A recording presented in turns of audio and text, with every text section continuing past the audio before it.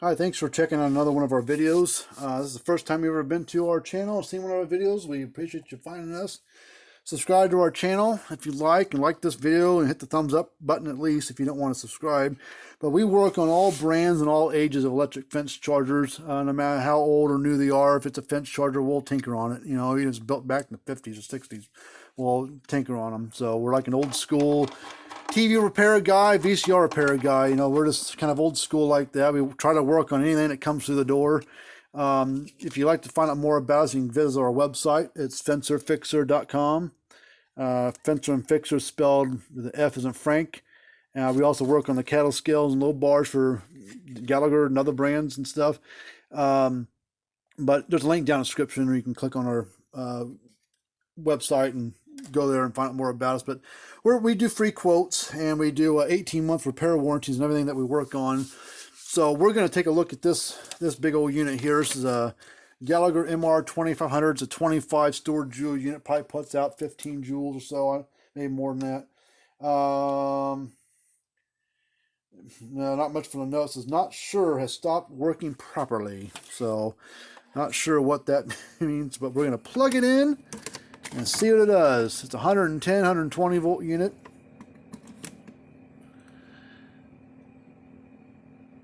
Oh, some kind of error code. Red, yellow, red, amber, whatever. It's supposed to be green up here and green down there. It's supposed to be always on, solid. It's supposed to flash a green light with every click. So we're going to pull this unit apart and see what we can find out on it. See if I got a... These are UO listed. God dang, my stupid bit is messed up. Let me find a different bit. But you're going to need a Phillips bit and a T15 security Torx. And the holes are recessed. There's on each corner there's a Phillips screw, and then the two sides right here and over here are usually T15 Torx, but they're recessed. So usually you can't get a you put a little bit inside there, you're not going to be able to reach it. It's just the hole's too small. So you need a longer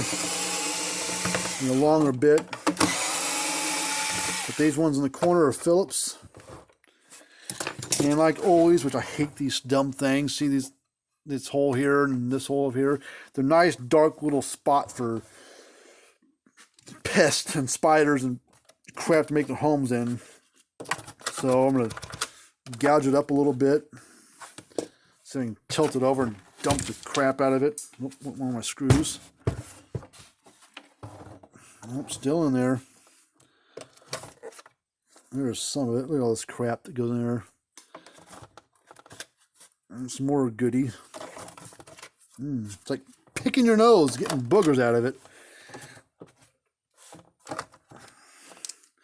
I'm going to take a little bit of can of air.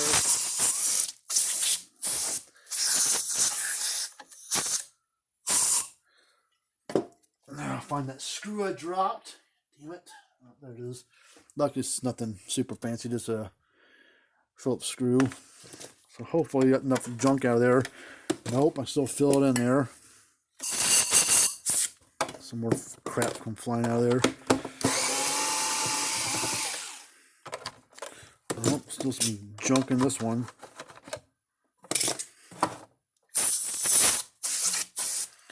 Or crud.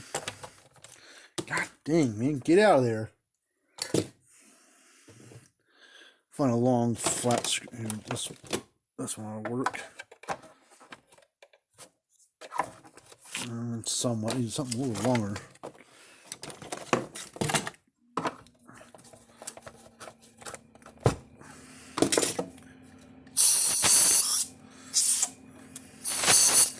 Never ending. Okay, now need a T15 tamper-proof Torx. So it takes a little tamper-proof torch to take out these two side screws. Unless someone's been there before and changed them with Phillips. Nope, they're Torx.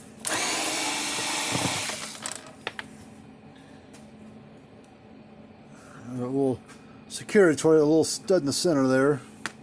These are UL listed units. And by law or rules or whatever from the UL people, they have to have some kind of security screw in their AC models. So now we're going to pull this back cover off. And got your little dip switch board up here. Unplug it. Get out the back board out of the way. So that's the back side of the board. Let's see what we can test right out on it. Test these three capacitors. And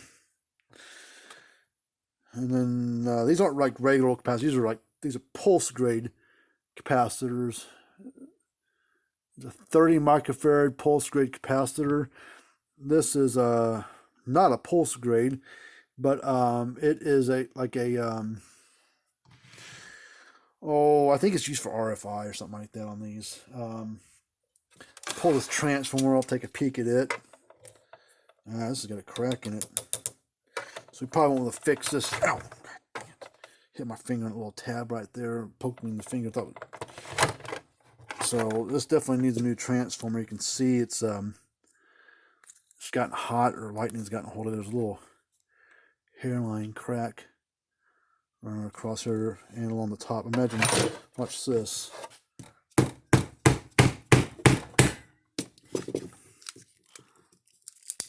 See all the burnt stuff inside there. Yeah, it's either gotten hot or something. Look at all this crud. So transformer's probably not any good. That could be the whole problem. But we'll test out these three capacitors. Test capacitors. You need a multimeter that can test capacitors. Not all meters can, but that's the symbol for a capacitor, right? That yellow one. If your meter doesn't have that symbol, you can't test capacitor right. So we're going to change over to microfarads. This is a 30. These have no polarity. Oops. 24. This isn't bad, not great, but not bad. 18, that needs to be changed for sure. This was a 6. Whew, that's way off the deep end. It's 608 nanofarad, which is even smaller than a microfarad. So maybe that capacitor is the whole problem. Alright, so I'm going to see if I have one of these capacitors here. Maybe I got the new ones, the old style, 2CO666 is a part number. They don't make those anymore. The new part number is something different. And it looks similar but different. We're going to get a couple new, at least one new capacitor to start with. Let's see if I've got a capacitor for the other side.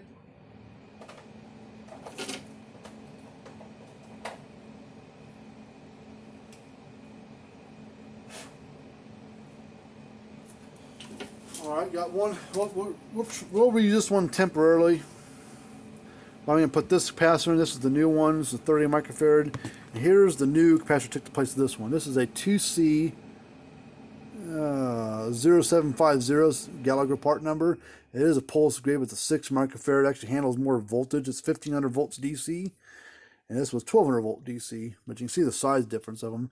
And see how this is off center, the tabs are. That's help make it fit next to transformer. So let's see what this transformer actually ohms out at. We're going to change it. I don't know if I've got a new transformer in stock, but I got transformers similar to it, but we can, it's a primary side. Primary is good. Secondary side is probably okay. We're going to temporarily try this transformer out, even though it needs to probably be replaced. We're going to try this transformer out. I'm doing a video. We're going to plug this capacitor in here. Get it in there right. And they do it off center on this one because it's bigger and it hits that capacitor or the transformer. So they do it off center of that, so it allows you more room to stick over here. And we're going to put this capacitor in right here. There's no polarity in these capacitors, so it doesn't matter which way you put it in. You can put it in this way, or flip it around and put it in that way. Get the stupid thing to sit in there. I think my tabs are a little bit bent. Press it in there all the way, and we'll do this one. And then we have to plug in this little ribbon cable back into the back case again. This is the older version. It's 2007 model based on serial number, and the circuit board's 2007, so this thing's 13 years old.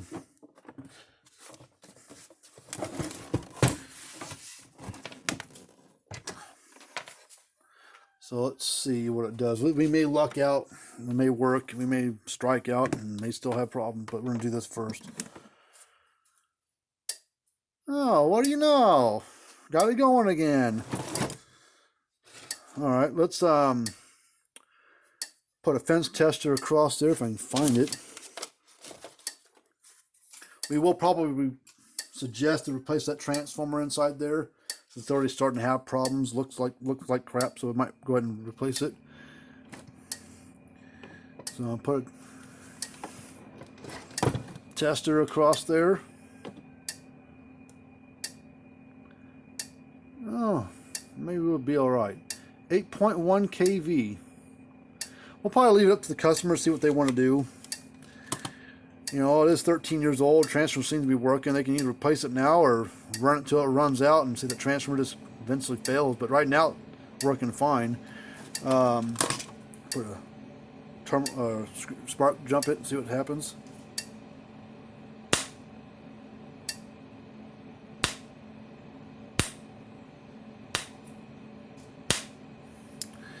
So, hard hitting unit, 25 storage joules, probably 15-20 output, I would say. A lot stouter than one of them Zariba 15 joule 200 mile units. But see, it was just that was probably the main problem right there. So that one didn't read hardly anything. We had way too low, and the other capacitor was really low. This one here, we'll see if they want to replace the other one since it is a little low. Maybe they'll want to replace that one too. But we'll ask them. But anyways, if you got this one going for not too much trouble, luckily it's all that it was. Sometimes it's those main boards that go bad, and then you got a real expense tied up in the thing. But they can most times be fixed. So, but anyways, if you got one of these units, need help troubleshooting, or I would probably just send the thing in here to us, let us go through it. But we'll be happy to help you out, parts or troubleshooting or whatever. We do give free quotes. Remember to subscribe to the channel. But until we do another video of how to fix one or how one works, we'll see you guys later on. Bye-bye.